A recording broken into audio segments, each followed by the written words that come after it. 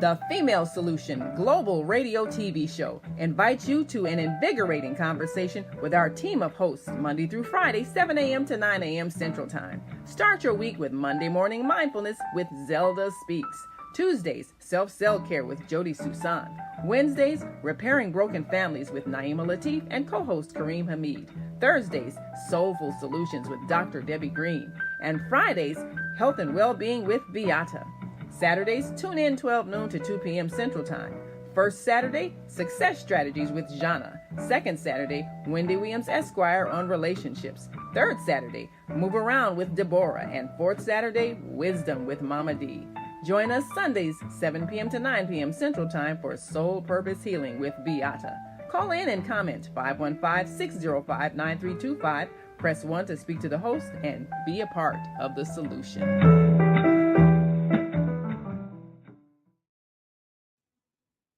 And rising, and thank you all for joining us on this Wednesday edition of the Global Radio Show. I'm Myeka Bevel, producer and co-host for today, and shortly we'll be joining our co-host there. We'll take a quick break and come back to with this morning's guest. This is a show about empowerment, and first we're going to start off with a tribute to a man who began the momentum for African American empowerment in this nation, and certainly we're seeing it manifest in our capital, now in our Supreme Court, and in many of our cities. Within the city of Chicago, Mayor Harold Washington was elected at a time when many did not believe it was possible for an African American to be elected to this city, known for so long for its racism and its political machine that kept only certain families in positions of power and control. So this was definitely a revolutionary step. And we're going to talk to some of the organizers of events that are marking Mayor Harold Washington's 100th birthday. And then, of course, after our commercial break, we're going to bring on our dear sister, Myeka. Myeka Bevel has a long history of working toward a kind of empowerment that goes beyond mere politics. It is the self-sustaining empowerment that comes with land ownership and food growing. And as we get ready to re-establish for the spring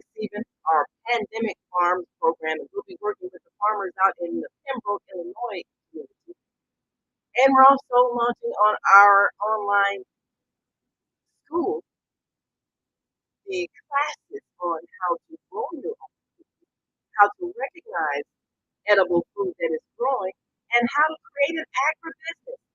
And Myeka's late husband, James Bevel, had a vision for helping to reestablish that empowerment of many who had been displaced or had simply left the rural areas of the South and forgot all about how to even grow their own food. And so we needed to relearn a lot of things, and particularly how to see ourselves as able to feed ourselves. So feeding yourself and governing yourself is a sign of a free people. And if you are believing that other people must take care of you, then even though there was the Emancipation Proclamation,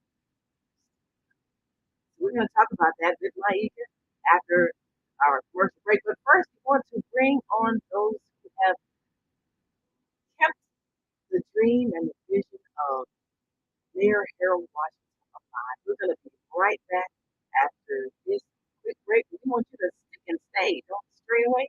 Back home.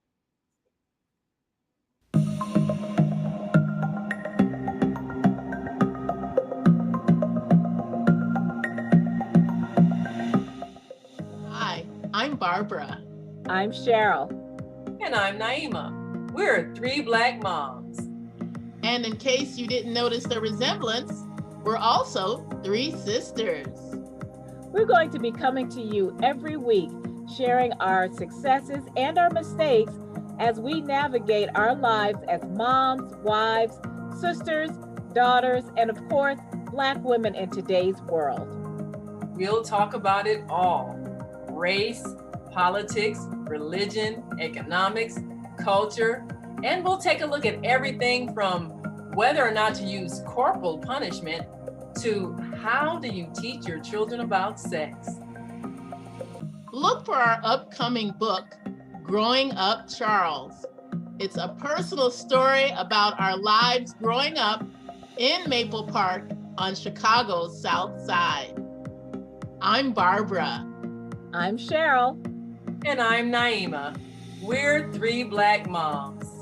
Follow us on Facebook and subscribe to our YouTube channel, Three Black Moms. And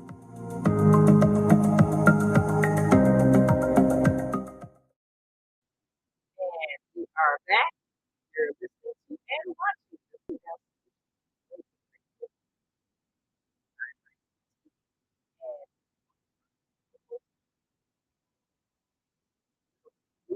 After our first commercial break, but are going to bring on our special guest today. And first of all, let me introduce you to Jarva Watkins, a lady who is about to take a step towards some major empowerment. Good morning. Thank you for joining us today on the Female Solution.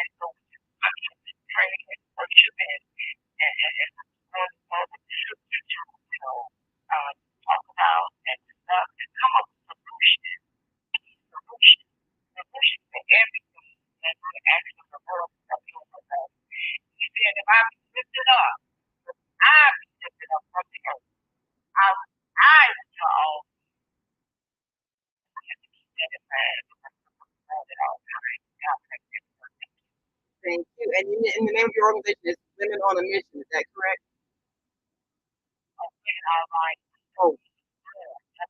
Oh, ooh, women are rising.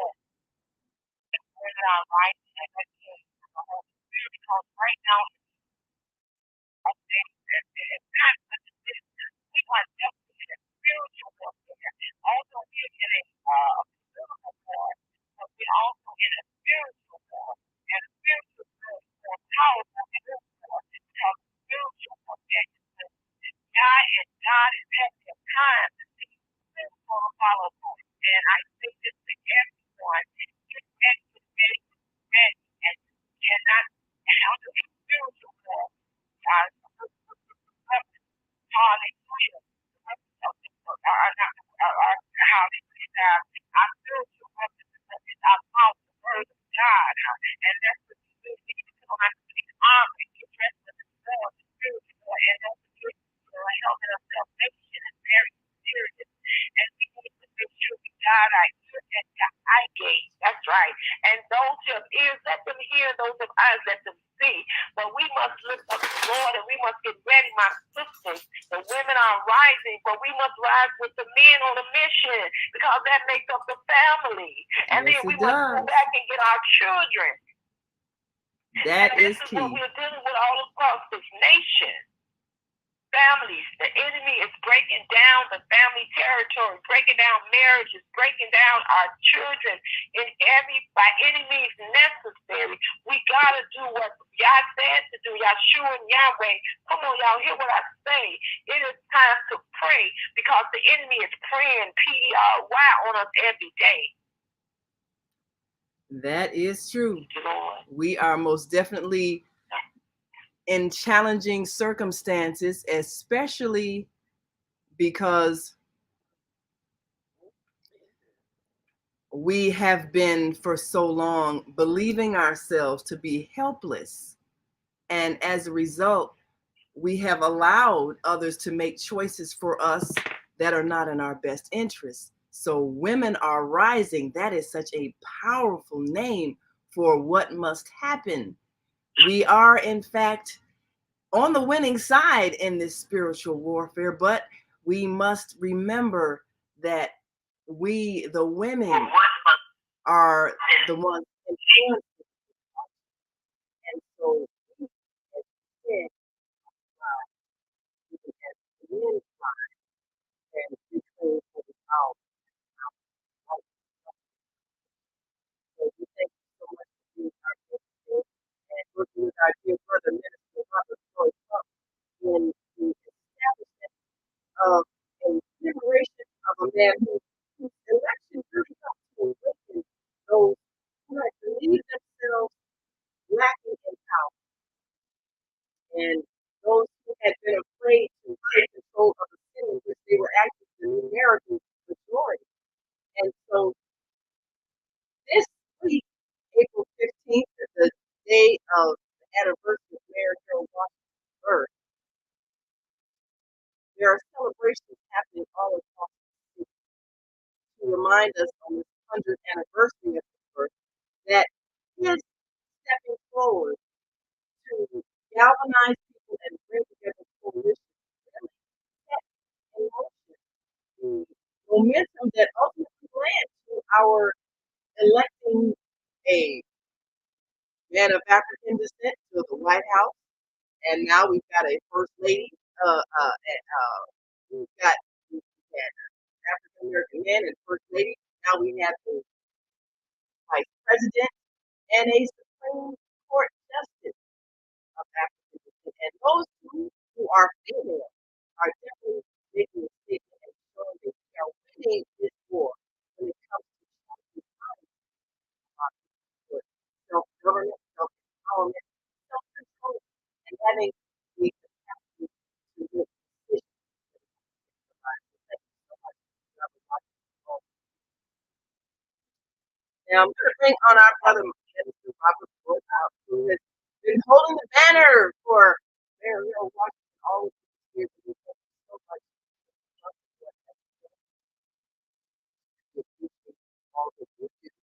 And one who was obviously very inspired by Mayor Washington. Give us a rundown of the events that are happening this time. We on your own, we on time, we on time, like it's beautiful, like it's blessed, and we are all about success. Thank you, God, for this opportunity to share with you, and especially in Chicago, and the female community. Thank God for the female community. Mine is a birthday of the Honorable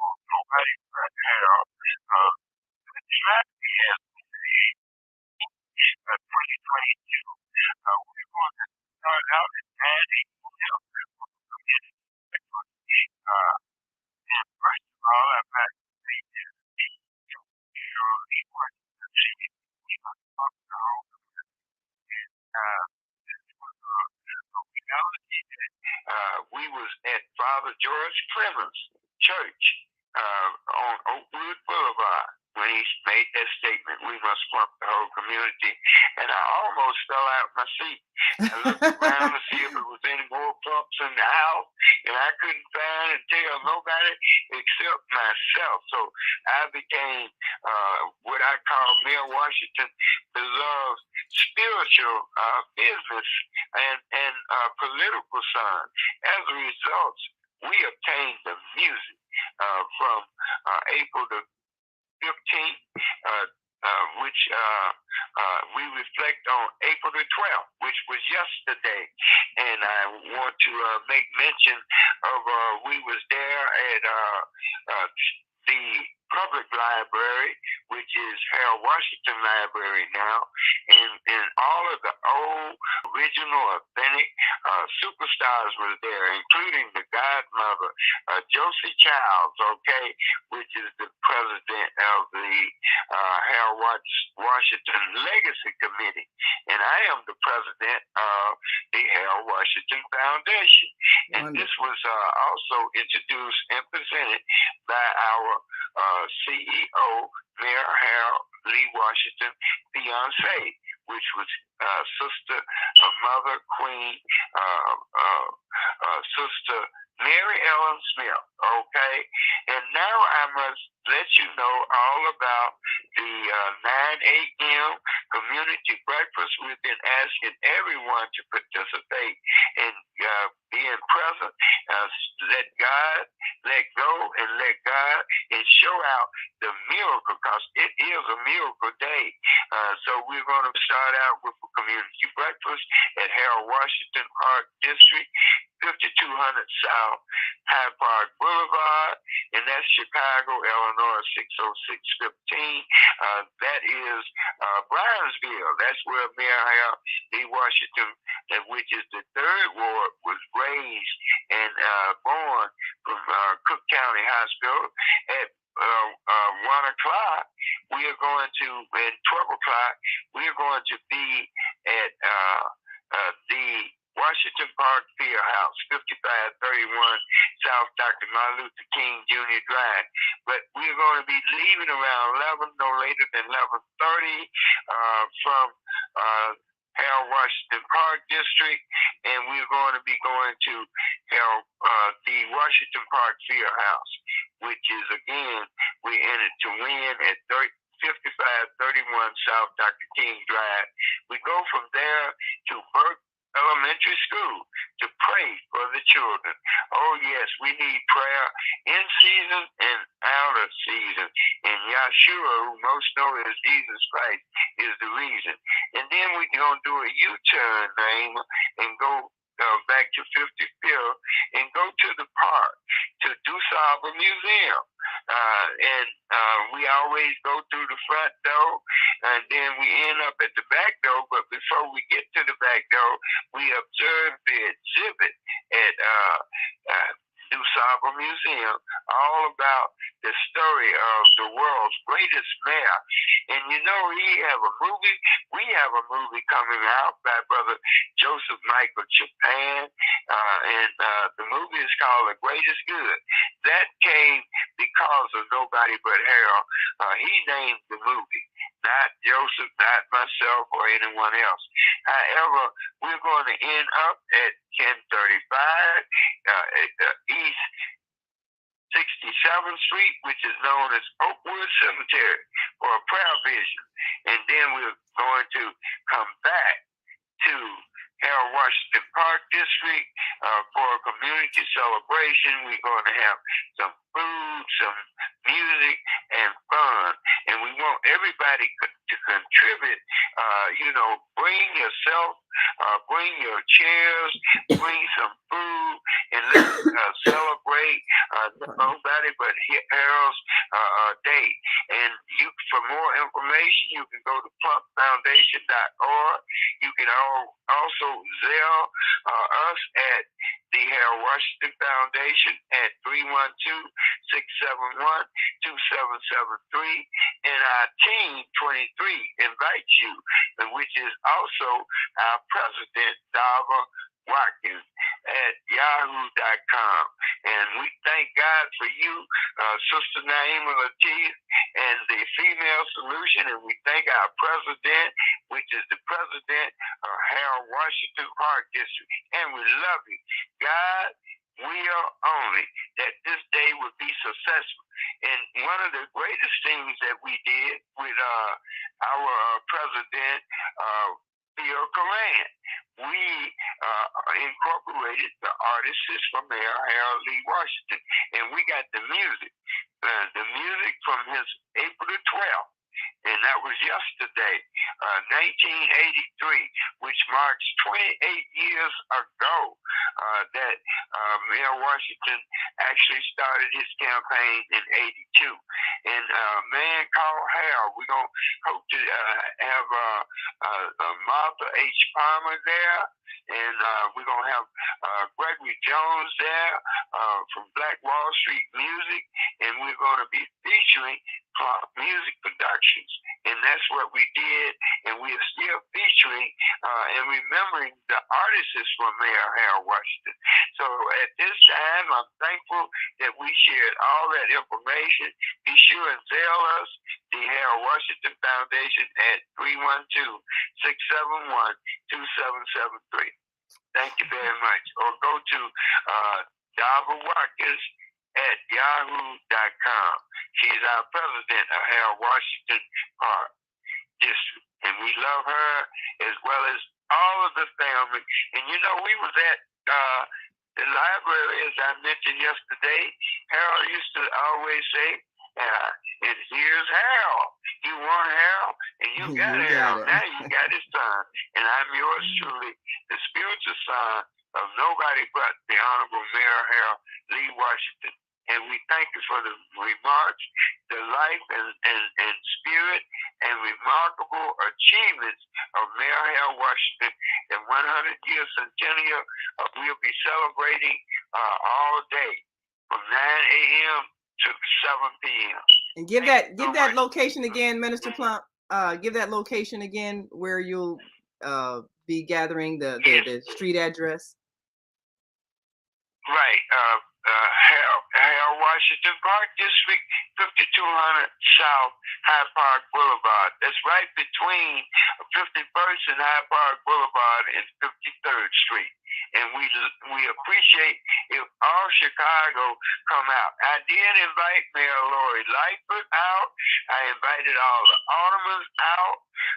And we invited all Chicago. They don't know Sister Name, but Chicago equals the team 23. Chicago equals the 23. Team 23 is, and the acronym is together everyone achieves more, together everyone achieves much, together everyone achieves money, together everyone achieves millions, together everyone achieves miracles. All miracles come from God.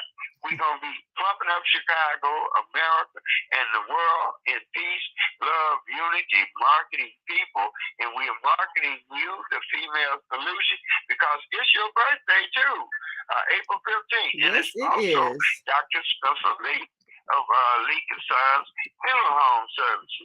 He's one of our sponsors, Black Star Project, which is the children organization. We must all help save the children. We must all help, and it's going to take us all to help stop the violence, robbing, stealing, and killing, all of that looting and hijacking. We're not a part, none of that. The Harold Washington Foundation and the People's Lodge Incorporation, which is a music organization for profit and non-profit.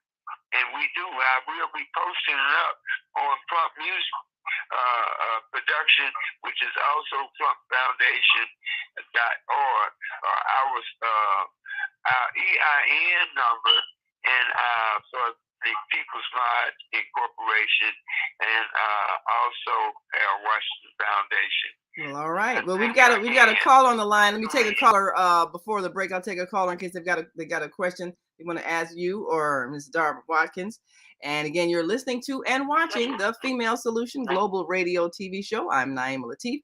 And after the break, we'll be joined with our co-host Kareem Hamid and our American Muslim 360 family. And we'll be talking about with Myeka more empowerment as we look at the vision that her late husband, Reverend James Bevel, had of teaching people how to grow their own food and developing farming communities, as well as learning how to organize politically on a local level so they could have bodies that made decisions for the community. We have the power in our hands. We just need to learn how to use it. And Mayor Harold Washington definitely demonstrated what happens when we take that power in our hands and use it. So let me go to our phone line, and we have area code 773-521, Grand Rising. Introduce yourself to our listening audience and give us your question or comment for our guests. Good morning. This is Cookie James. Catch me on YouTube. How y'all doing? Wonderful. Thank you for calling. I tried to help Trump probably maybe a year and a half ago to break his song The Great is Good, which I have on my YouTube page under I'm a Sox fan. Maybe you want to check that out.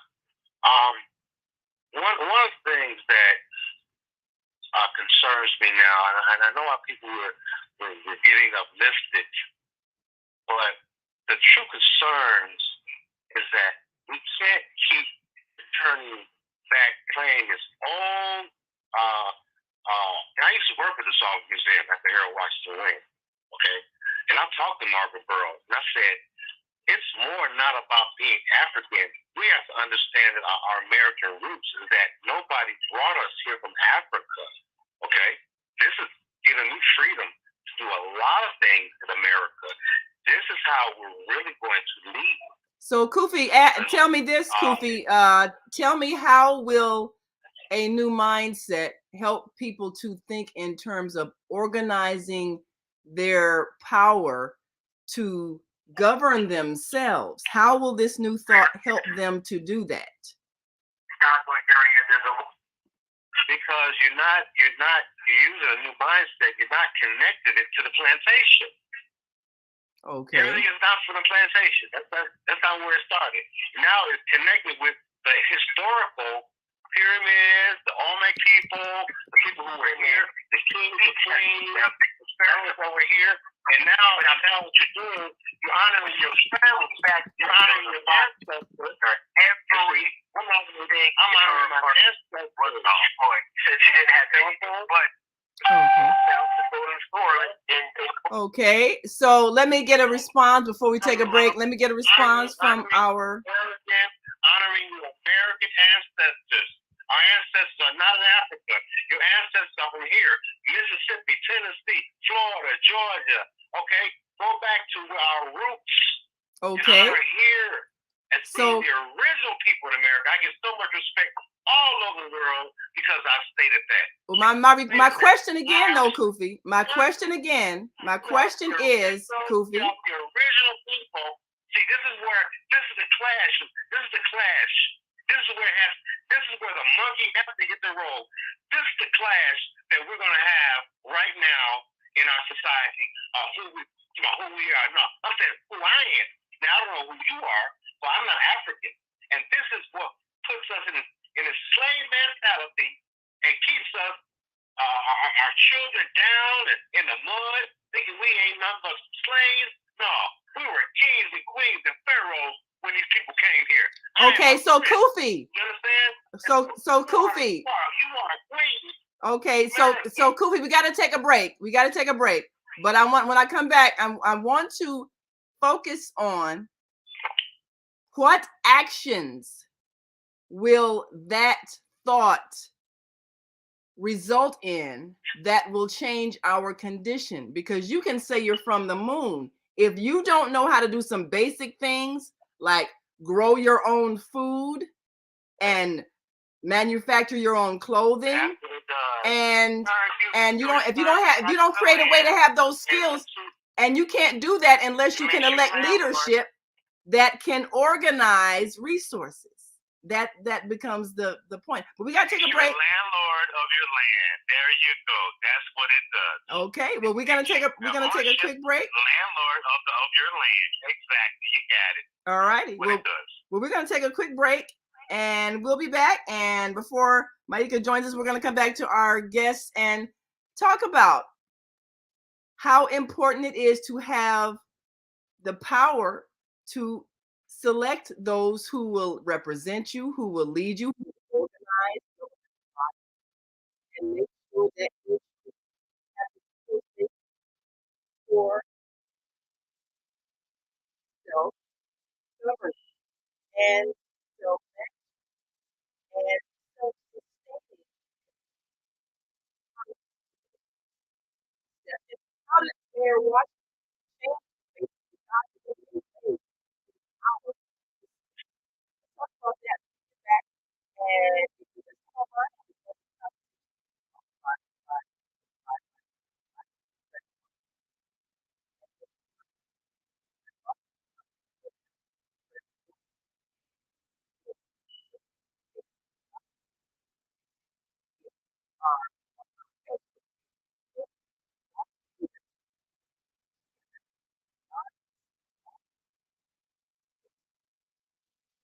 watching war ministries, watching praying and sharing everywhere, and that is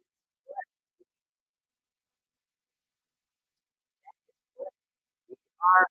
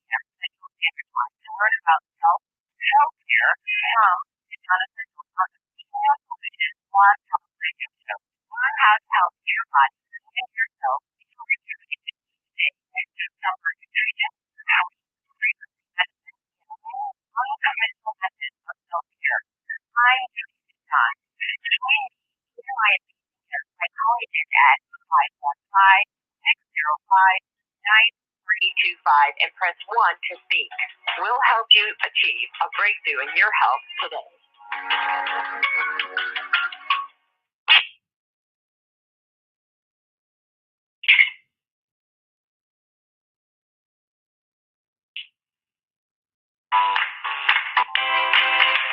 We all say we would like to be wealthy, but wealth isn't determined by how much money you have. Wealth is determined by your power to define what money is. The dictionary defines money as something used as a way to pay for goods and services and to pay people for their work. So how would you like to have access to an unlimited source of money? Money that is not taxed by the government. Money that increases as you share the opportunity with others. Money that you can use to pay for goods and services and pay people for their work. I'm talking about Bitcoin. It's the future of independent wealth building. Bitcoin is the new money that you control. Get started building your wealth. Call 312-849-3456. That's 312-849-3456.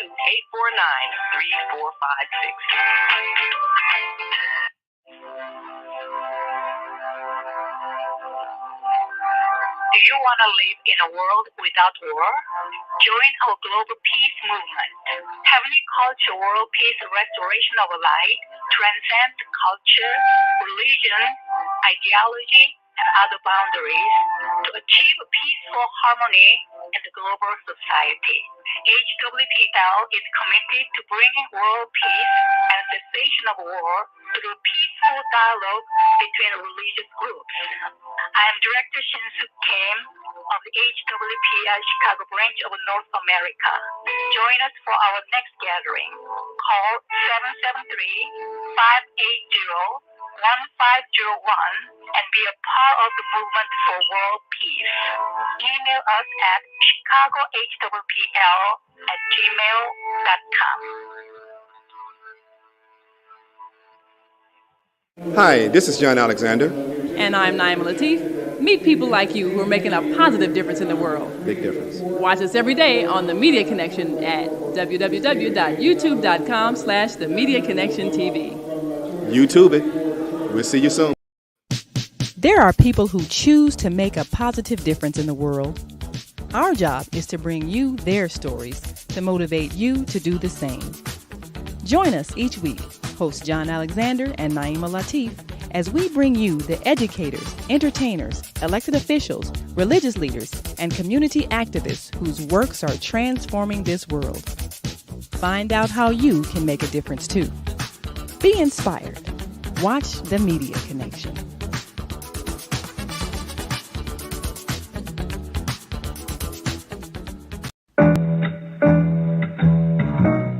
The Female Solution Global Radio TV Show invites you to an invigorating conversation with our team of hosts Monday through Friday, 7 a.m. to 9 a.m. Central Time. Start your week with Monday Morning Mindfulness with Zelda Speaks. Tuesdays, Self-Cell Care with Jody Susan. Wednesdays, Repairing Broken Families with Naima Latif and co-host Kareem Hamid. Thursdays, Soulful Solutions with Dr. Debbie Green. And Fridays, Health and Wellbeing with Beata. Saturdays, tune in 12 noon to 2 p.m. Central Time. First Saturday, Success Strategies with Jana. Second Saturday, Wendy Williams Esquire on relationships. Third Saturday, Move Around with Deborah. And fourth Saturday, Wisdom with Mama D. Join us Sundays, 7 p.m. to 9 p.m. Central Time for Soul Purpose Healing with Beata. Call in and comment 515-605-9325. Press 1 to speak to the host and be a part of the solution.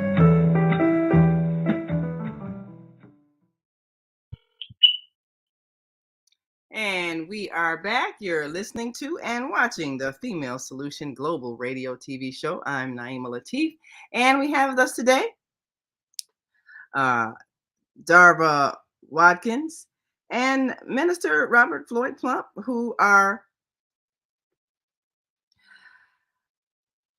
promoting the event this coming on this Friday, the 100th anniversary celebration of Mayor Harold Washington and his birth and his emergence as a political leader in our times helped to change much of our thinking.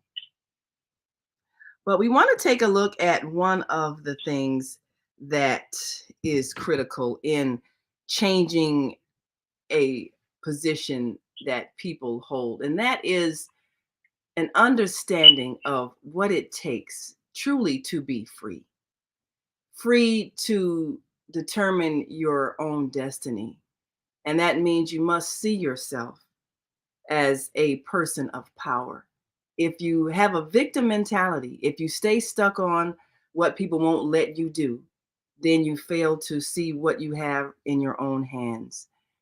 One of the things our guest Darva spoke about with her organization, Women Are Rising, is realizing that we must work along with the men in empowering ourselves to take care of our families. And this is a large part of what political leadership does. So, Minister Plump, can you remember some of the things that Mayor Washington did when he first got elected that changed the state of affairs for people living in Chicago, many of them who were struggling financially, didn't have access to city contracts in a way that was equitable, didn't have neighborhood services in a way that kept their communities clean and respectable looking, basic city services like garbage pickup. Can you remember some of the differences that you saw after he was elected? Well, thank you. Yes. as they say, yes, we can, and we should remember the world's greatest mayor because one of the greatest things that he did was, which is our time now, and especially the black woman time now, is he placed the black woman in leadership positions for the first time and recognized the black woman as a leader from, his administration. We noticed that even the police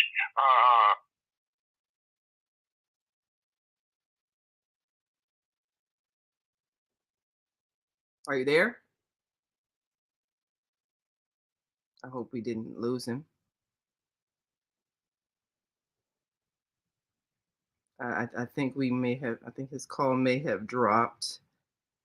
But he was making a point, which is a very critical point to remember, because even now we have issues with relationships with police and citizens. And leadership in a city does matter when it comes to how the people are treated, how they're perceived, and what effects the one in leadership has. So we're going to take another caller, area code 312-568. Give us your name, where you're calling from, and your comments. 56868. I'm sorry, yeah. 312-568. Well, I have one of your lines. I'm on that line. Can you hear me? Yes, I can. Hello? Yes. Okay, this is Mr. Garvey. Right? Okay, yes. Thank you for calling back. Yeah, looks like we're having a little. But I want to say that you want to speak about the what we remember about Harold Washington. Yeah, what do you remember how the city changed? Minister Plump was talking about how he saw more women in positions of power, and I do remember that. I believe his press secretary was a woman, I think. Wasn't it Avis Lavelle, I think? Seems like I'm remembering. But don't forget about Perry Small, too. She did media for Perry Small from BON Radio. Yes. So Perry was there. Doc Rawls was his youngest. I think chief of staff. Yes. Right hand man. Yes. Young right hand man. Yes. Yeah, in his early 20s, and he did everything with Harry. Harry and Kobe did everything with him. And then you had Paul. Paul passed along. He passed away, but Paul was there. And Crosby was there definitely. Yeah. They were there, and it was so many of us. Sally was there.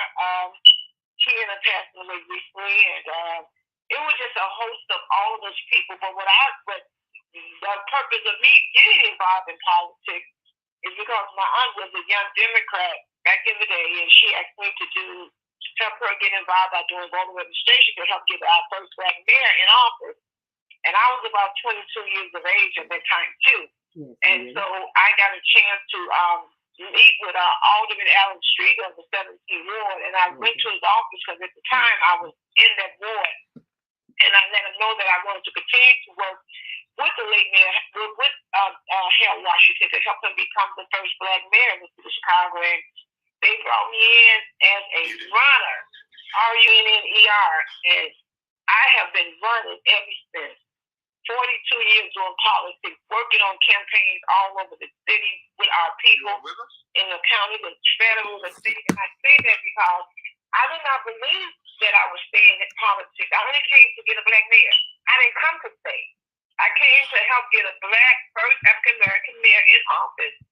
And I never could have thought or would have thought that I had worked on hundreds of campaigns for 40-some years. I'm like, I don't believe this. And I still don't. But what I remember is that he was a man of integrity, honesty. He looked out for all race of people.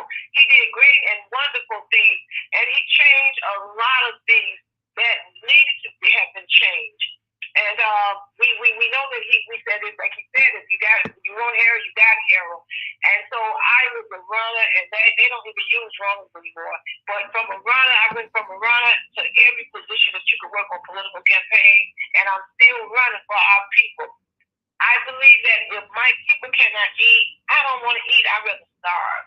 And that's what the unity of the community came in with the late Mayor Harold Washington. And I want to say this too. We're going to pray at 9 a.m. during the breakfast because prayer is everything. And we're going to ask war cycles and our men cycles and our shy cycles to come together. That's the men, women, and children. And we want them to come and pray. Prayer warriors, come and pray for Chicago. We need to pray for Chicago and other places, also for many for our city. And Harold Washington is a legacy. He left a legacy. And he helped many Black elected officials get in, he helped them get in their position. Some of them are still there, some of them are not. But he helped so many, everybody from the fire department, the police department, every department was just, he brought back justice. That's what we need. He brought back justice and unity. He brought honesty and integrity and responsibility. And he worked with the Hispanics, the Blacks, the whites. I mean, he had a coalition of all people, all ages, and from every place in the city. And I miss him. I really do. And he did great and wonderful things. And I just had to say that. He is the reason why I am who I am today when it comes to politics.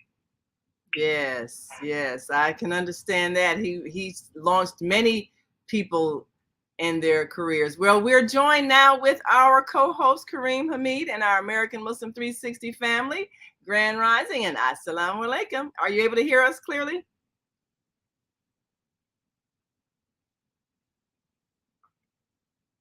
Oh, wait a minute. Hold on one moment. I may need to reconnect in another way. One of the things that we have had an opportunity to do in the course of reminding people of the importance of your political involvement is to give people an understanding of how it works. And for so long, we've been on the protest end. You know, we march, we have rallies and speeches. But then once we have elected somebody to office, the time comes to work with the person that we have chosen to do the job of governing the city and organizing the resources to distribute them to people in a fair manner. And sometimes if people are not ready for that role, they remain in protest mode instead of, okay, this is the problem. Now let us create laws and policies that can address the problem. We don't have to be angry and protest anymore. So a lot of the people that you mentioned that were on his staff that had previously been on the side of protesting were now in the system. So what would you say to those who are perhaps considering political involvement, maybe running for alderman, maybe running for any number of the positions that are available, city clerk, treasurer? Would you say that it's important for us to study what these positions actually do, who's responsible for what in city government, so that we can know what the jobs are and we can be more prepared to select good leadership? What would you advise? Are you speaking to me? Yes, Darby, go ahead, and then I'll get Minister Plump's thoughts on that. Oh, okay. Well, I'm glad you brought that up because that is so important. To be in a position, to get elected and forget who put you there and forget your role. And that's what has played. I don't think anybody else would ever do what the late man Harold Washington did. And so many people today, or after he passed away, people begin to run for office. The Black community begin to separate. We really begin to go back to our old ways. And I talk to people that was politics in the 50s and 40s with Galston and all those types of people.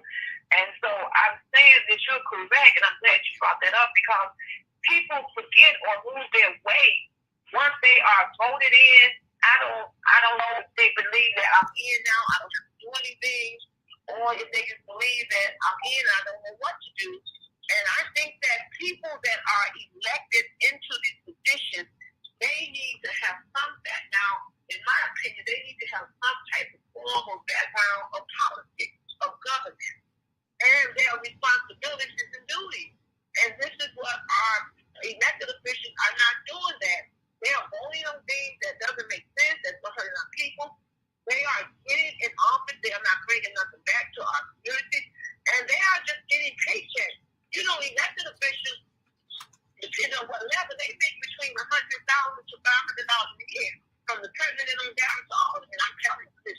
And it looks like to me, my sister, it's like they're not in it for the right reason. It's like, you know, I'm here, I got elected, but then you forget the people. What about the people? For by another people by any means necessary. Come on. But they get in and they do this. And I'm looking at more of the African American elected officials. Because when you look at the African American community, you see what happens. The communities are in a shambles. No communities have changed since the March of 1968, the Martin Luther King March, the riot.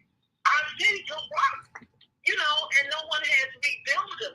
And so I'm like, when you guys are getting a salary, you're supposed to work for the people, and I believe they're not humble enough to understand. And then what happens too, when we continue to do the same thing, you know, a person's been in office 2 years, 4 years, or whatever terms you get, but you go back and put them back in office, and they haven't done nothing since they've been in from the beginning. So I believe they get comfortable, they take advantage, not all of them, but many of them do that. And if you look at Chicago right now, hell, Washington would probably be crying. This city is so evil. It's so corrupted and so evil. And I'm just talking about the African American. We have, 17, I think we have 18 black boys there, and we're going to lose two more, you know, and I'm looking at our boys, our people, when Harold came to save us. And we did not stay in that saving mode, and we began to sell our people out. I'm sorry, but it's the truth, and I'm glad you brought that up. And most of our elected officials, many of them have degrees, and many of them have law degrees. I'm for real. Some of them don't, but a lot of them do. And many of them, now I will say this, and people are going to get angry with that. They're not going to like this. But many of our well-known, high-ranking political figures in Chicago, they are not originally born or raised here. Many of them, I'm not going to mention their names, but many of them came later after college, after high school, after college. They came later on. But the people that are really, that were born and raised here and grew up here, they are not the ones in college. And those are called, I learned about one well-known politician, the Kenneth, White Kenneth. He said those are called carpetbaggers. People that come in, and we all trust some say, but we're talking about the people that's running our city, our county, for real, our state politicians, and federal. Most of them were born in other cities and places, and then they came here later on in life when they got older, like after college. And now those are the people that's in power. But the people that were really here from the beginning to the end and went through all of the things we went through in the 60s and the 50s and the 40s, they're not in those, are not, many of them are not even in college. And I believe that's what's going on. And you might say, well, sister, well, how does that make sense? Even in the Bible, it talks about certain people that, you know, that the Israelites and all of them should be with. They said these are not, you know, you have to, you know, warn yourself and things like that. And so I believe this. And I go to New York, but I'm from Chicago, and I get elected. My allegiance is to Chicago, not New York. But I'm going to take the position. Now, I'm going to take the position because there's money there, and I'm going to get paid, and it's going to give me power. But that doesn't mean just because I'm in New York that I'm going to do what I need to do for New York because I'm from Chicago. And so I think that's what happens when the people come from other places. Their allegiance is to where they're born and raised. And I can understand that. But then we have to understand that you have to also want to step up and run for office.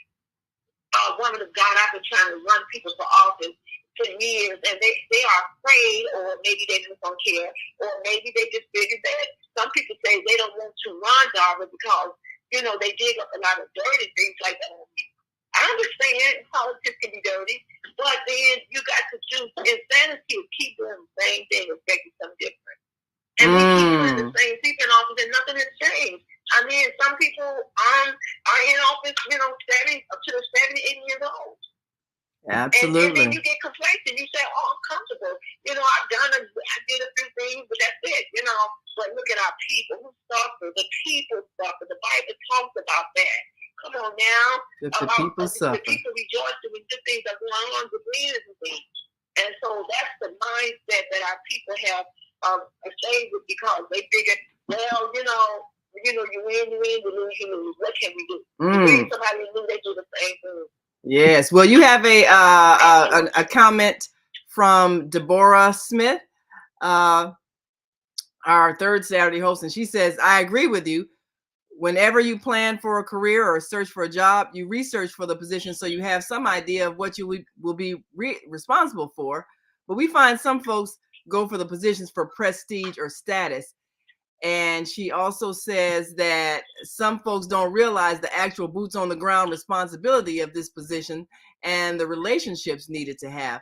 And I think, and I agree, I think that's one of the main issues that we have with people who have positions in government. They didn't have the skills that it takes to actually do the job. They didn't research what the job entails, and they didn't have the kind of connections that are required to get the job done efficiently. They basically, from what I've observed, they wanted to get into a secure government job and be in politics and all the prestige that comes with it. But what are the skills it takes to be, say, a city clerk, or even a judge, or a commissioner on the Cook County Board, or a city alderman, and any of those lawmaking positions? I mean, it's good to be an activist, and some of our activist people have a lot more knowledge on what kind of laws should be proposed than some of our people in law, because you do have to know the community and the community's needs. But you also need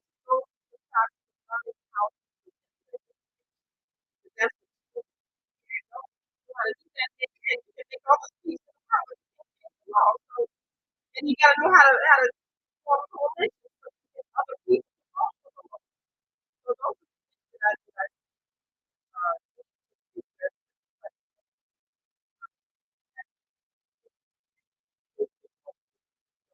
so Mr. One last, we got about a minute before we take our last break. So that was one last thing that people should think about if they want to perhaps follow in their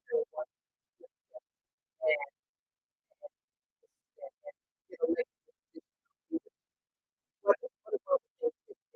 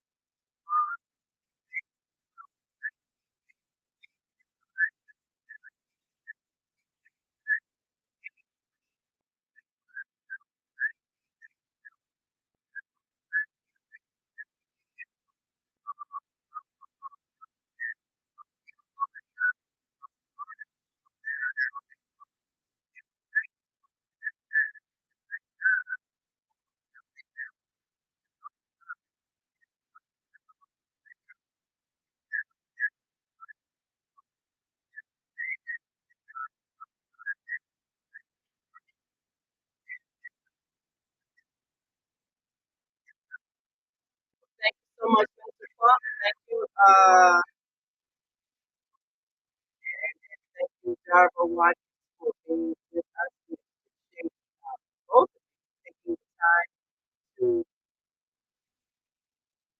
educate the people, to inform them of a wonderful event, and to invite those who are around the Chicago area to come out and that. And we'll have you all back to run out of topics on Saturday or move around with the car and we'll take a look at what's up. Right back after this.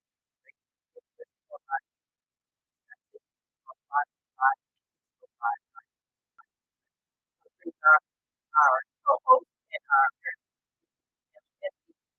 talk about this idea, farming, and the empowerment of women and us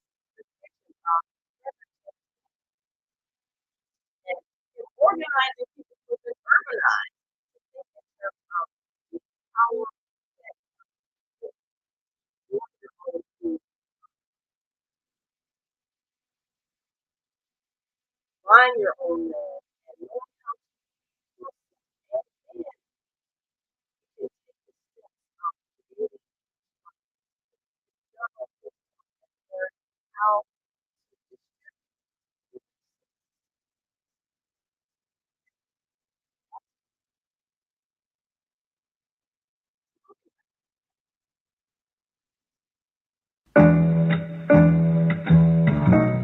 The Female Solution Global Radio TV Show invites you to an invigorating conversation with our team of hosts Monday through Friday, 7 a.m. to 9 a.m. Central Time. Start your week with Monday Morning Mindfulness with Zelda Speaks. Tuesdays, Self-Cell Care with Jody Susan.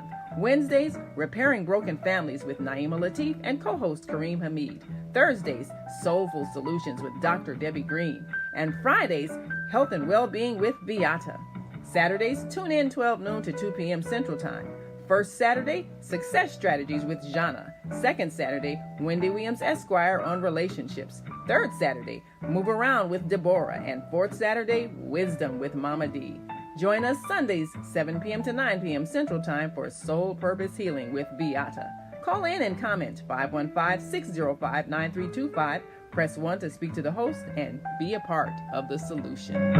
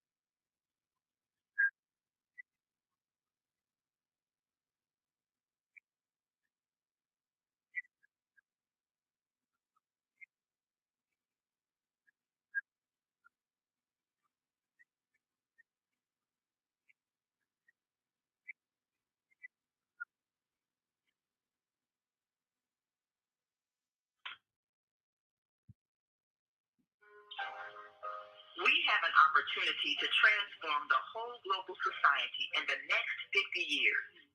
50 years from now, the earth will be populated by a new generation of adults, many of whom are yet unborn. Our mission is to nurture them in childhood with love, guidance, and protection, and to raise them in healthy, happy families. If we impart values of compassion, generosity, and respect for fellow human beings in the next generation of children, they will create a world where people can live together in peace. This is our goal. Be a part of the transformation. Get your copy of the book, The Female Solution. Go to www.naimalatif.com. That's www.naimalatif.com. Do you worry about finances, family, health, job, relationships? Are you in pain? Do you feel stuck? If you answered yes to any of these questions, help is available. Don't worry, you're not alone. It's part of the human process. You only feel this way because you haven't mastered the voices in your head. No hype, just down to earth, solid, workable tools and techniques that you can practice daily. It's really food for the soul. Whether you want to learn how not to worry about anything, reverse type 2 diabetes, publish a book, promote your product or service, or just make extra money. Take advantage of the deal of the day. Go to zeldaspeaks.com or call 312-409-6619. Mention promo code The Female Solution and get free shipping. That's zeldaspeaks.com or 312-409-6619. Stop worrying today. Visit zeldaspeaks.com.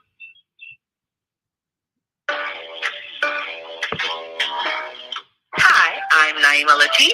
Join me and my co-host Kareem Hamid every Wednesday morning, 7 a.m. to 9 a.m. on the Female Solution Radio Show, as we explore that relationship that is the foundation for our society, the relationship between men and women, husbands and wives.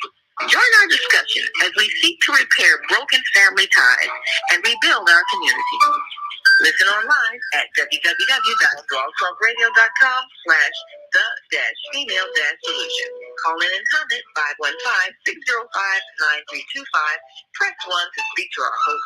Or you can join us live on Facebook at www.facebook.com/the-female-solution. And we are back. You're listening to and watching the Female Solution Global Radio TV show. And let me know if our sound is okay. We're trying to work out some audio issues. We want to make sure everybody on both our Blog Talk channel and Facebook and YouTube can hear clearly. And we are certainly, of course, live on the Female Solution Global Radio TV show, where our guest has been Darva Watkins and Minister Robert Floyd Plump, and they are organizers of a major celebration this Friday, commemorating the 100th anniversary of the birth of Chicago Mayor Harold Washington. But actually, we had a political resurgence really in cities across the nation. And I know we've got a lot of listeners in the St. Louis area, a lot in the Atlanta area, a lot in the New York area, a lot in the Orlando, Florida area, and so many across the nation where there have been political movements that have changed lives. And even now, so many are organizing for this upcoming election.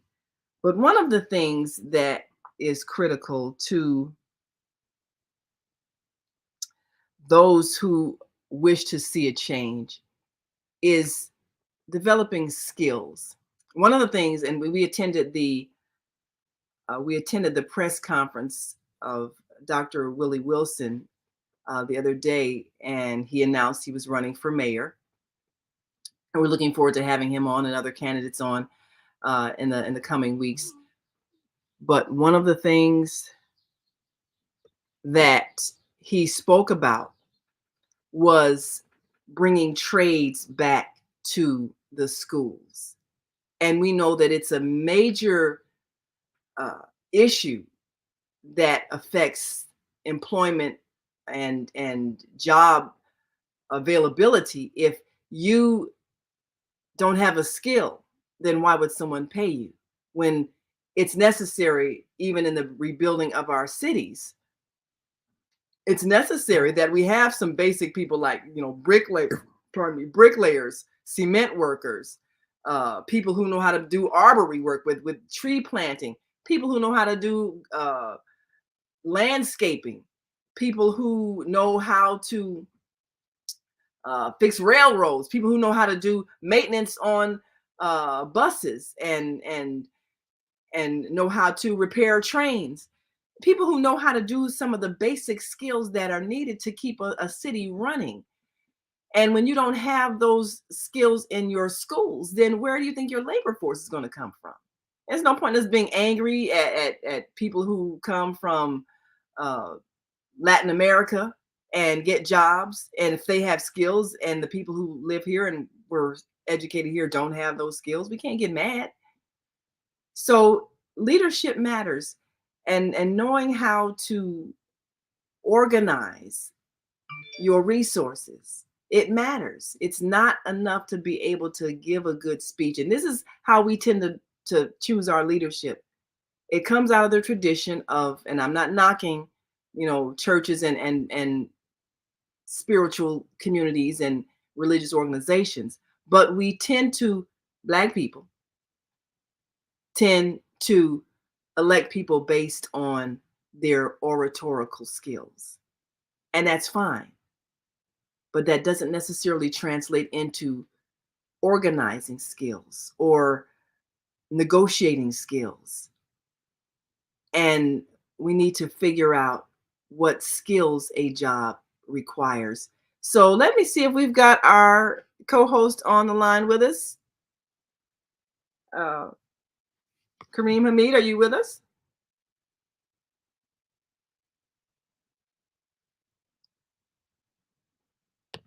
Unmute if you are with us. I believe we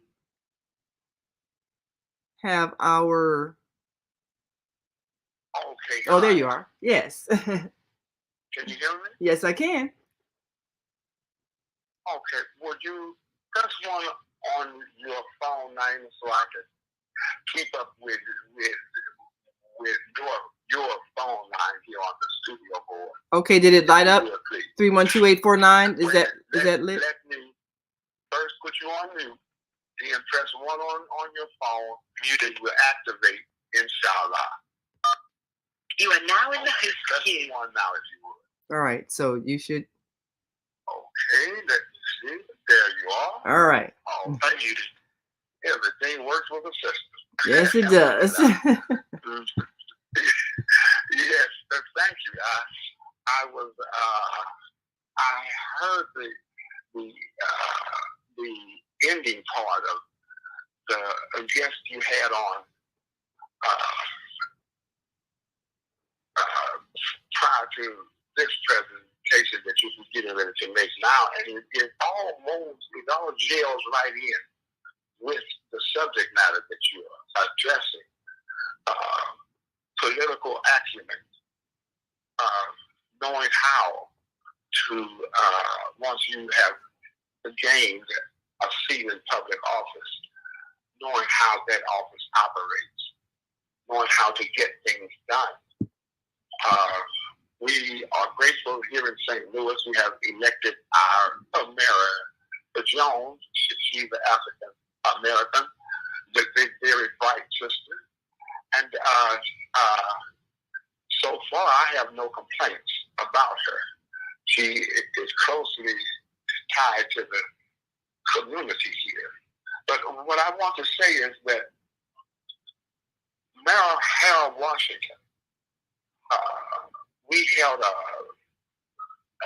Islamic meeting in Chicago during his term, and he knew Imam Washington Muhammad. Oh, yeah. May God bless both of them, the highest station in paradise. But he came and spoke to us.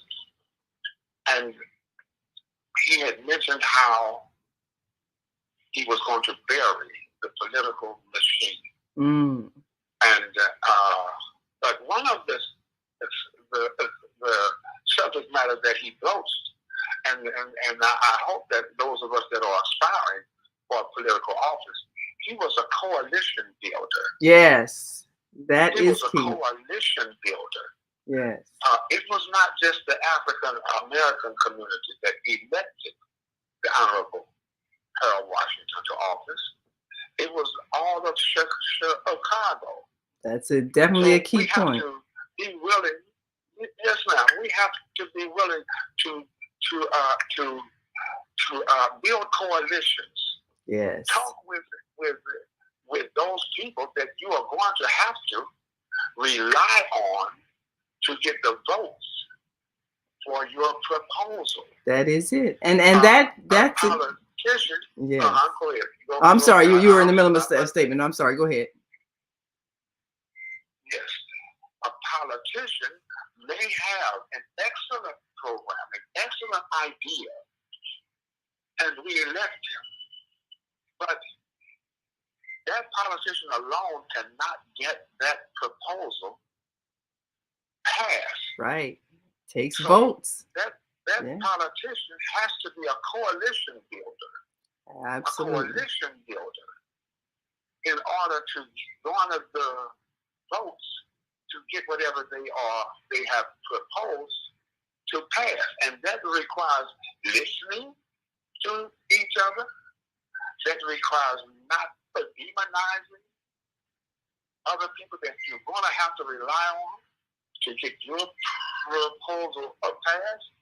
So that idea of coalition building and politics is the art of compromise.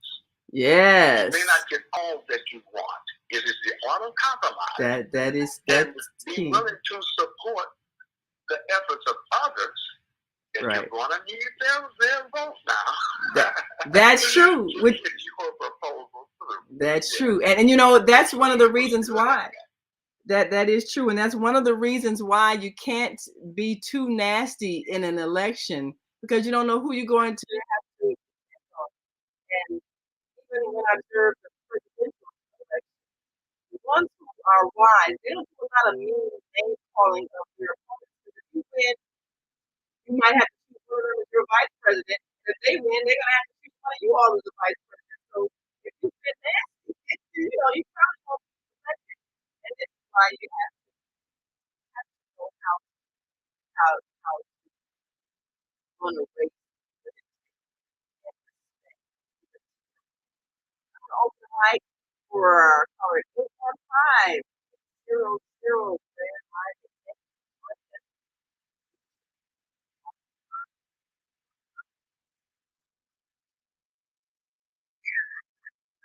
I was hoping it was. I said I'm praying this telephone on the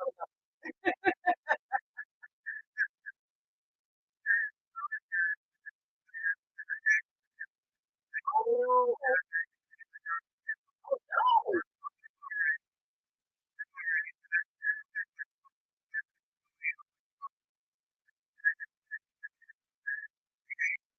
I appreciate your diligence in following up. Just certainly pray for your. Yeah, I'm glad you do that. I mean, we've been calling and leaving messages. So I'm glad you did. Yes, yes.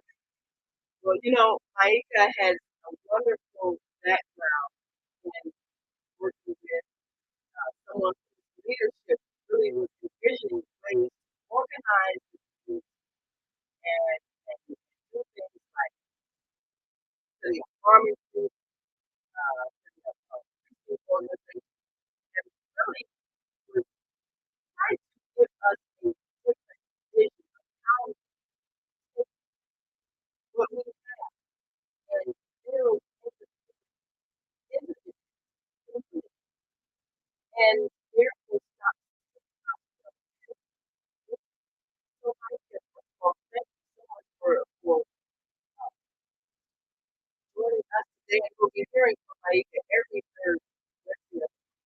She's out in the farming community where people are literally living the vision of what it takes to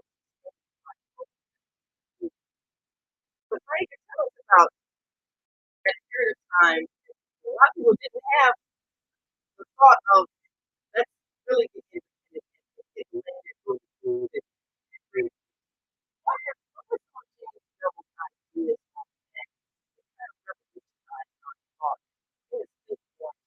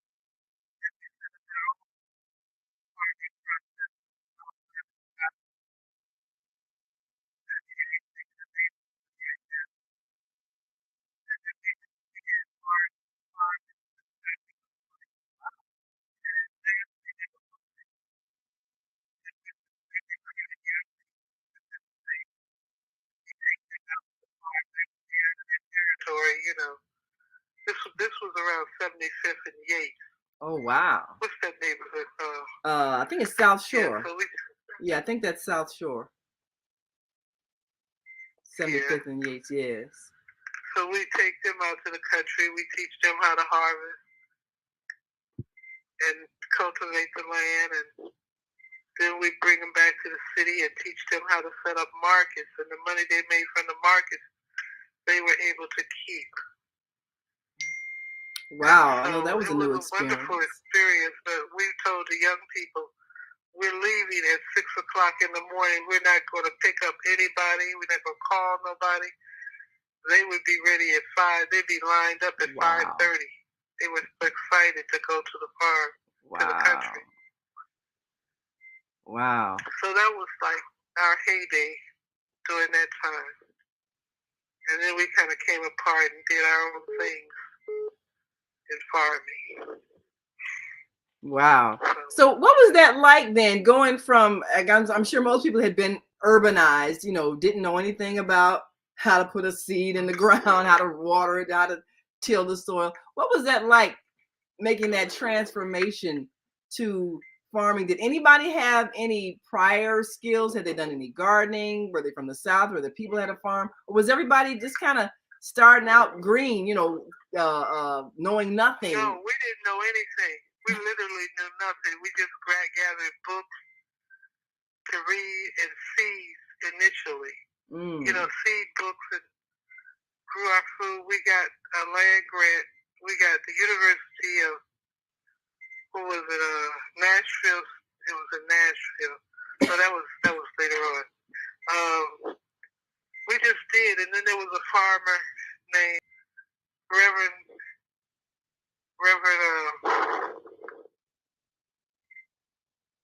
what? I can't think of his name. Anyway, he was in Nashville. He owned a lot of land outside of Nashville, and he was a preacher, and everybody was scared of him, but he knew how to grow food. And so we considered that we needed him to teach us. So we went to him and asked him, would he teach us how to farm? He said, well, I don't know. He said, because I think I have to talk to you like a mule, and mules don't talk back to me. Oh. And we said, okay, Reverend, you can talk to us like mules.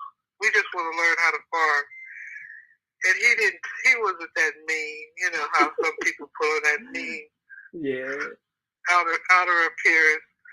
But he did teach us how to farm with mules also.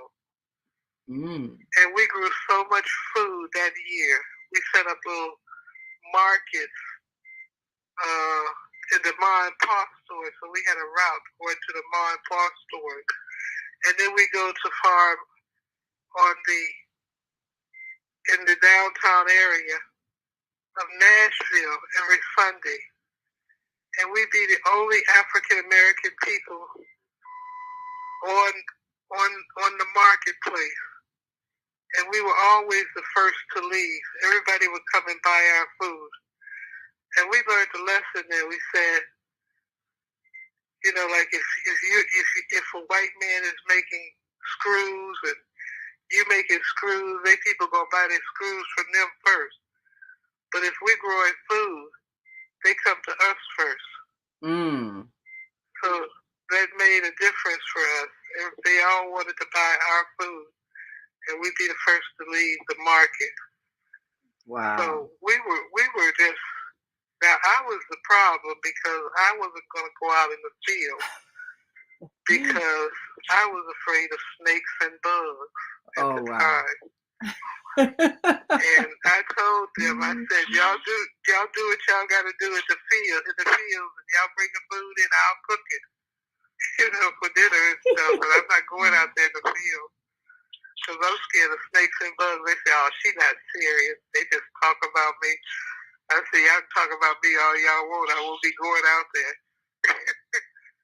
And then I just started, but I had agreed to learn to farm because Reverend Bevel asked me, he said, what would you do if one day your child came to you hungry and you didn't know how to grow food?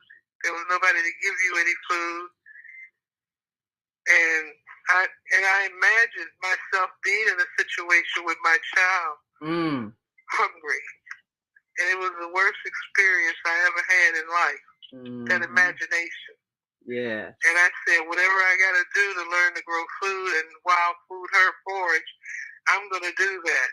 So that meant learning about snakes and bugs, because in the book of wisdom it says, what did it say? I can't remember right now. It'll come to you. See, I hit my head. Oh my. Yeah. Yeah, you might be experiencing some temporary memory loss. Yeah, depending on what part of the brain you might have been affected. Sure. Yes. And so I just consumed all the knowledge I could about snakes and bugs. And then we moved to Memphis. And I went to the curator of reptiles at the zoo in Memphis. I made an appointment to ask him about snakes. Because I figured if I could get out of his head, and put it in my head, I wouldn't be afraid anymore. Makes sense. And so I did. Wow. He dispelled myths, all the myths, because black people, they spin a lot of myths. Yes. So I had to get rid of them. Like they had a myth about this snake that would get up on his tail and chase you through the field. Oh no! I just couldn't see myself running through no field with no snake chasing me. Oh no! That was a visual I didn't want to happen. But that a lot of city people they believe things because if you've never been around nature, you know nothing. I mean, everything in your life is concrete. You literally know nothing. Well, Deborah, she says regarding those bus trips, taking children out there, she said we should have those bus pickups again. We're gonna have to organize that because I think a lot of city children would really enjoy that process of learning about nature and the experience of growing food, selling it, and making the money. I believe that would transform some lives. And she said, we city girls, Myeka Bevel, we city girls. And we are. Because, I mean, I'm a city girl, too. I mean, when I started doing the farming program, I knew so much of nothing. I mean, I was constantly online and, on the internet. I knew nothing. Even my parents had been raised in the South, and we had a garden out in the back. My father grew greens and bell peppers and all kinds of things and okra. But I knew nothing. I mean, I bought my groceries from the store. I knew nothing. And just the process of realizing that you know nothing, that's the first step to gaining knowledge. We got to take a quick break. When we come back, I want to ask you about that vision of creating, I guess, a communal kind of atmosphere where everybody works together as family. Because that's a part of our culture that got shattered when we got compartmentalized into these city buildings and separate dwellings, and we stopped talking to each other. So we want to talk about how that community was built and how you go about helping people to think differently so that they can actually see themselves as family, because that's a whole mind transformation. We're going to take a quick break and we'll be right back. We are talking with our dear sister Myeka Bevel, who has all her courage come to us even after an accident yesterday. And we pray for your speedy recovery on that. And certainly for any repairs of any damages to whatever vehicle you were in.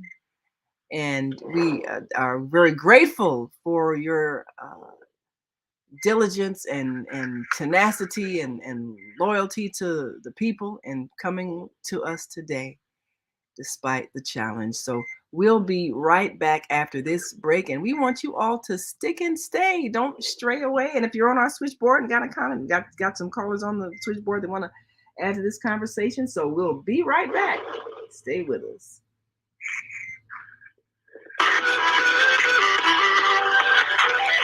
Tune in to Global Solutions with Dr. Debbie Green on Thursdays at 7 a.m. Central Standard Time and 8 a.m.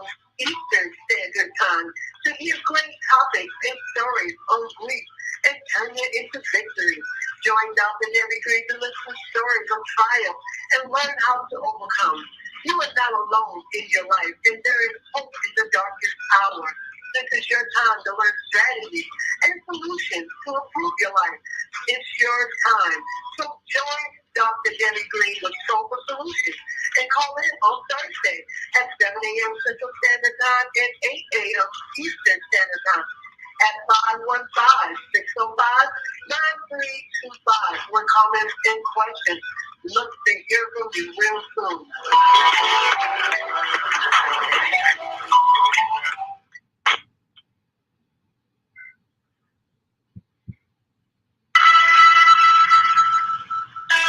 Hey, it's time to take charge of your health.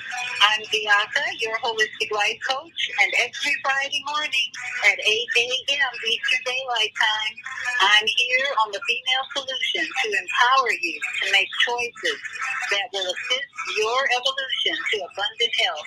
I'm also blogging every Sunday evening at 8 p.m. Eastern Daylight Time at Soul Purpose Healing, where I bring you a spiritual chiropractic adjustment to bring you back into alignment with our Creator's love, compassion, and wisdom.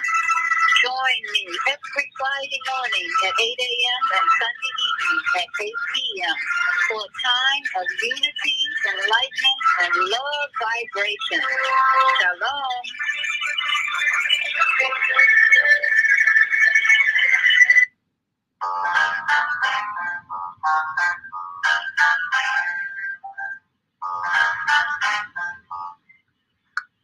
Have you ever dreamed of going to exotic places, meeting fascinating people, enjoying uplifting music, and spending nights in a luxurious hotel?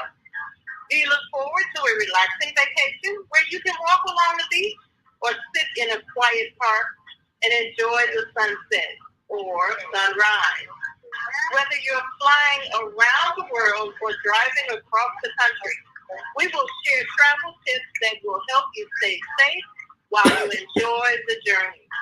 Join me every third Saturday of the month, 12 noon to 2 p.m. Central Standard Time, and move around with Deborah here on the Female Solution Show. Call in and comment 515-605-9325 and press 1 to speak.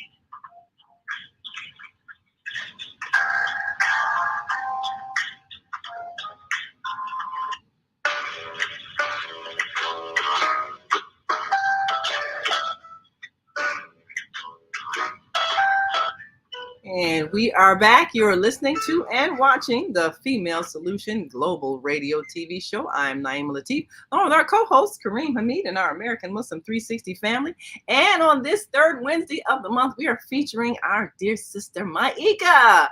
And let's talk about it with Myeka. We're talking about the empowerment that comes when you create a community that is self-governing because people are growing their own food.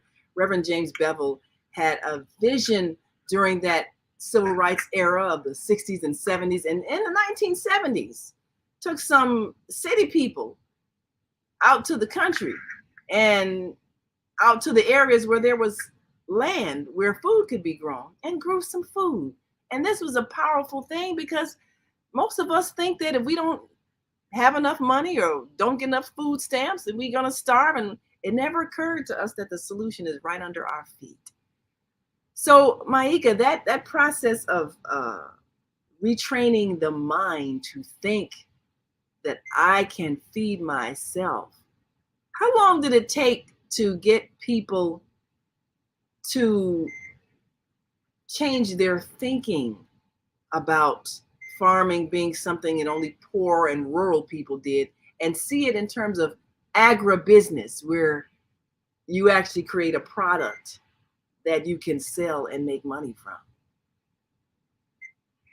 It was very interesting because Myeka Bevel would go to the ministers' conferences in Nashville.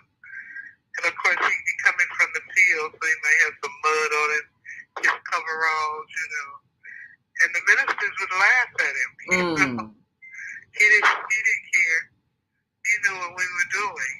So, you know, it's kind of like what's going on now with the crisis in Africa. There's a food crisis in Africa now because 80% of the food that Africa receives comes from the Ukraine and Russia.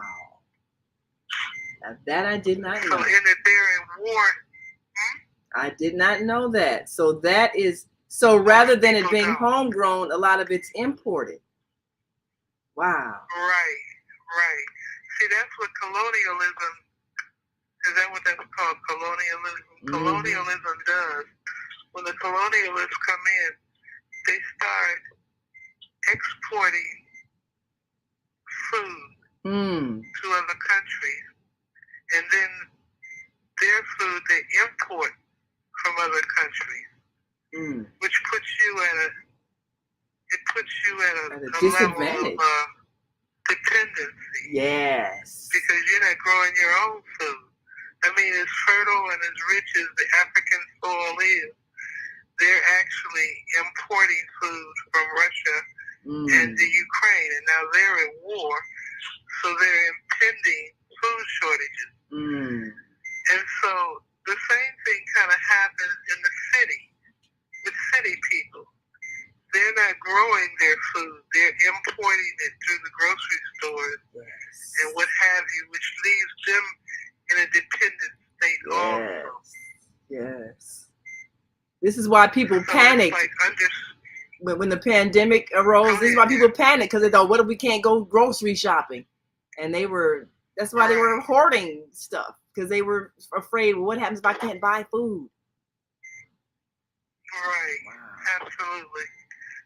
Like, I believe, my personal belief is in a rural urban lifestyle, that you have that type of lifestyle where you're connected to the urban environment and you're connected to the rural environment, so that you become a holistic person then, because you have the ability to interact with nature, and then whatever you have to do, work or what have you, you're dealing with in the city.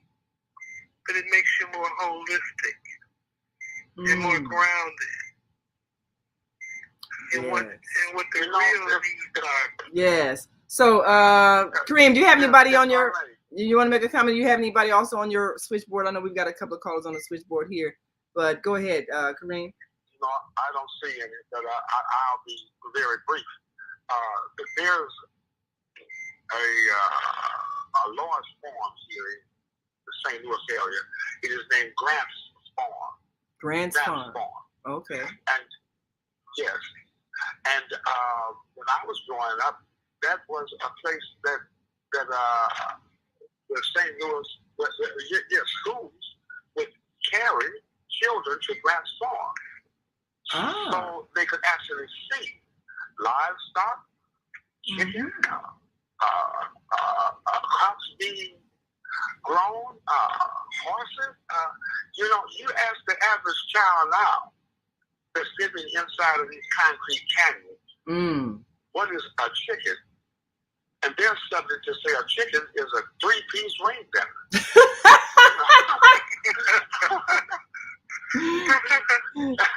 Many of them have never seen a live chicken. Wow. So, and that separates us from the natural order of things, from nature, from our natural order. I recently read an article whereby there was a movement to shut down Grant's Farm. Oh, no. And powerful leaders, yes ma'am, powerful leaders in the St. Louis region, they moved against that aggressively. Wow. And shut that down. Why? I belong to a group called Beyond Housing in 24 municipalities working as one.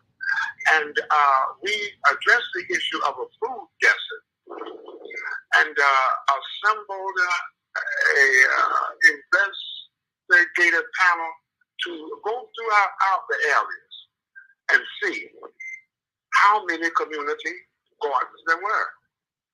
And the report came back, they are everywhere. That's good. They are everywhere in this area. I know here in the city I live in, Pine Lawn, there's a community garden right across from Jackson Municipal Park. And it was planned and constructed, but then here comes the pandemic, which really negatively affected that. But inshallah, we hope to reintroduce that and add to those that are growing community gardens in this area. Absolutely. You know what I'd love to see? Every patch of land that's just sitting vacant, I'd love to see it growing food and us making sure we take care of the soil and not pour toxins on it or leave garbage on it. If we could do that, there's no reason for anybody to be poor, starving, hungry, struggling. There's no reason for it. We have enough land to take care of everybody. Now, what Myeka was saying about Africa, depending on the Ukraine and Russia, I had not heard that. So that opens the door to a whole different level of the political maneuvers behind the scenes for that war. And obviously, you know, all wars have to do with controlling other people's resources. So who's trying to get control of the Ukraine so they can control that farmland? So, Myeka, what would happen if perhaps? Oh, go ahead, Kareem. Well, I had Brother Kwame to do some research on it, and what he realized is that most of the African countries that are dependent on Ukraine and Russia are gold-producing countries. Okay. And as you know, Putin has said that all purchases have to be made in gold. So that's a way to increase his coffers with gold. Okay. There's a whole lot to it. Trade gold for food.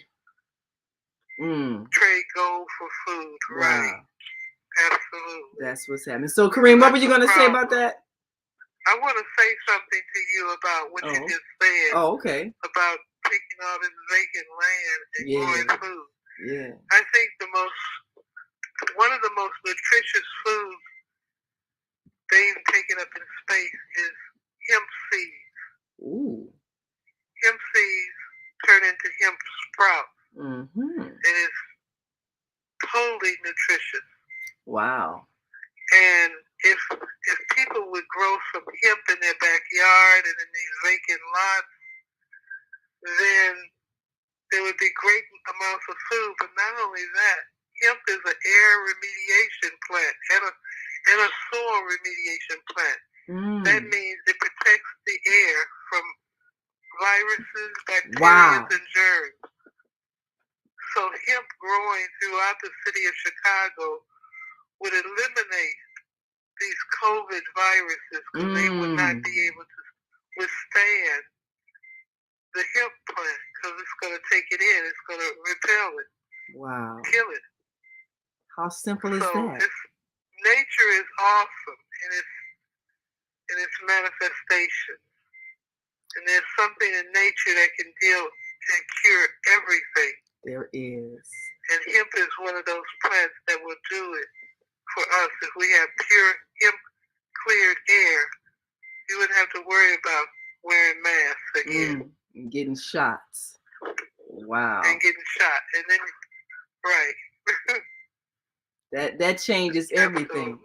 Absolutely. And if the people who are in positions of authority and leadership had as the real agenda the well-being of the people instead of figuring out how to make a profit off of people, that would be a simple thing to do in order to create wellness. Absolutely. Just plant the hemp. Now, what they do in order to control things, they make some things illegal, like, you know, hemp and all these other kinds of plants that could actually be health producing. And then they take control of it and then they process it in another form and then sell it back to us. So that's what has to happen. That's why we have to get control of the land and grow the food and honor the land by keeping it clean of waste and toxins. And Kareem, you were about to say something regarding that issue of the food in Africa and the trading food for gold. You were about to say, Kareem? Yes. Yes. We have to admit that a lot of countries in Africa is controlled by corrupt leadership. And what happens is the colonists come in and they make a deal with the leader. A deal that we will import so many tons of rice to your country. And there's a financial cost that comes with that. And the leader, he signs that contract, and there are prohibitive measures used to reduce the domestic production of that product. Yes. And they undercut the regular grower that's been feeding themselves for years. Yes.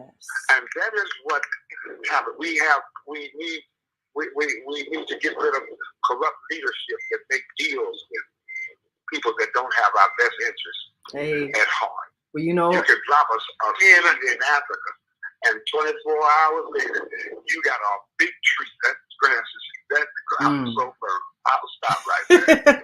Yeah, so we got a caller on the line that wants to weigh in. Let me bring in area code 773-737. Introduce yourself to our listening and viewing audience and give us your thoughts. Well, hallelujah, greetings, global transformers. Hallelujah, greetings, Mama D. Hallelujah, greetings, so good Mama to hear your voice. You know, land is the basic of all wealth. Yes, and I remember the acronym for Reverend Bevel's organization, but I don't remember what the letter stood for. It's Students for Education and Economic Development.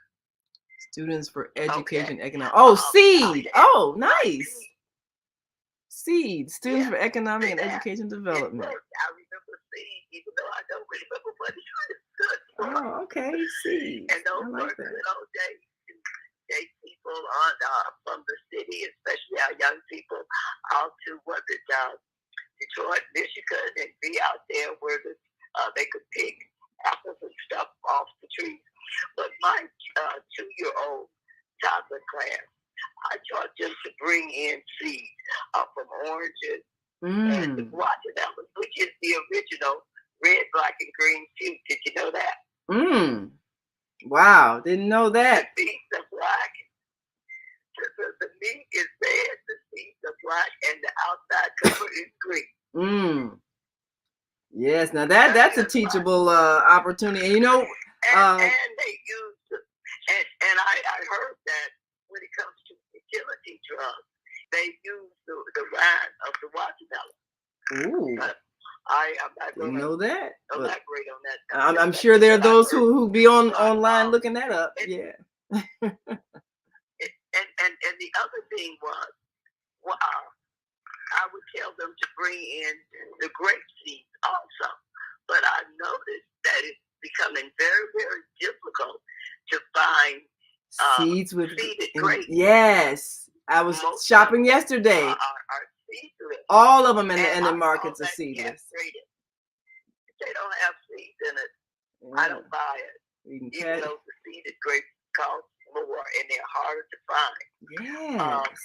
But I was wondering, what is your opinion on why they are removing the seeds from these naturally grown things that have the seed in them? Okay, well, you know that the seeds reproduce. The non-seeded grapes don't. So that means that you're dependent now there you go. on those who are creating the hybrid grapes and other fruits like watermelon and other fruits and vegetables, so that they can profit from that. Control. That's right. You said it. Dependency. It's all about control. So Myeka, I know we only got about a minute or so left, but I really would love to see us reinstitute or continue with seed. That students for educational and economic development, incorporating that as part of the work that we're doing with the farms, because we got to teach young people that you need seeds to grow, and then we have to show them how to grow the seeds. And like Deborah was saying, we need to start those bus trips back, taking them out there to the farmland, and maybe we can plan a trip. So I know planting season is kind of coming up now. We're in the middle of April. We need to get some seeds in the ground and start growing some food. We really do have to do that. So we'll talk after the show and figure out a day that we can plan that trip and get some seeds in the ground so that we can be planting and harvesting this year. We got to do it. And absolutely, and we can plant grapes with seeds. Yes. We must be aware of that they have genetically modified seeds also. Ooh, so in our choice of seeds, we got to get the pure seeds. Yeah, organic seeds. That is right. Yes.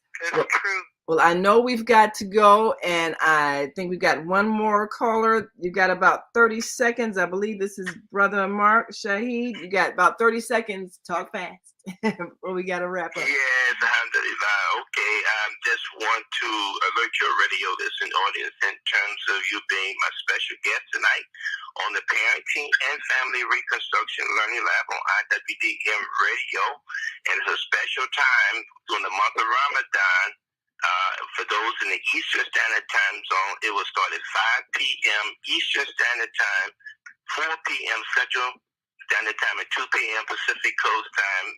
A special guest, Naima Latif, and we're going to be taking on the topic of how Ramadan can positively impact and benefit the family life. That should be interesting, the discussion. We ask that you do tune in. And that number to call in is 714-816-4673. Once again, 714-816-4673. That's tonight on IWDM Radio. Thank you, and may Allah continue to bless you and us richly. Assalamu alaikum. Wa alaikum salam. Mubarak. Ramadan Kareem. And give us that time one more time, the time for this, because it's changed for the this. Time for you, as you're in the Central Standard Time Zone, be 4 p.m. 4 p.m. Central Standard Time for those in the Chicago, St. Louis area, Midwest. Those on the East Coast, it'll be 5 p.m.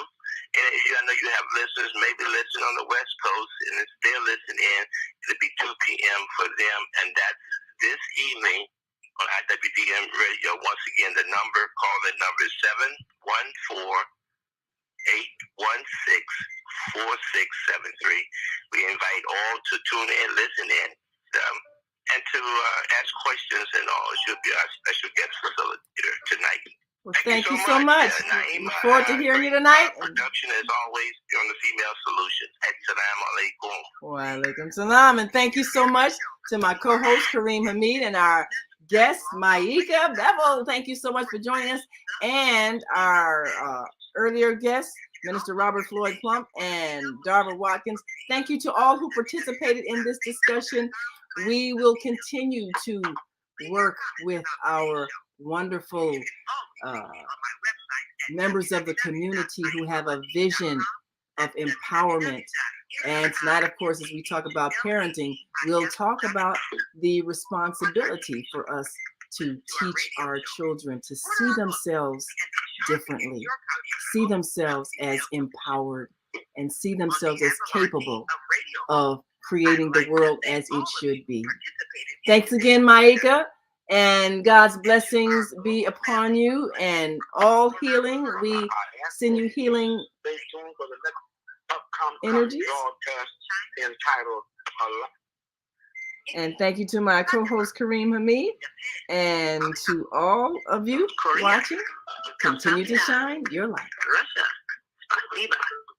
Germany, Danke. Poland, Dziękuję. France, merci. Spain, gracias. Italy, grazie. Egypt, shukran. Ghana, Ladasi. Nigeria, Eshe. South Africa, Ngiyabonga. Senegal, Geret. Kenya, Asante. Israel, Toda. Pakistan, Shukriya. Afghanistan, Tashakkur. Saudi Arabia, Shukran. Assalamu alaikum wa rahmatullahi wa barakatuh. Thank you. And may peace be upon you and the mercy of God and God's blessing.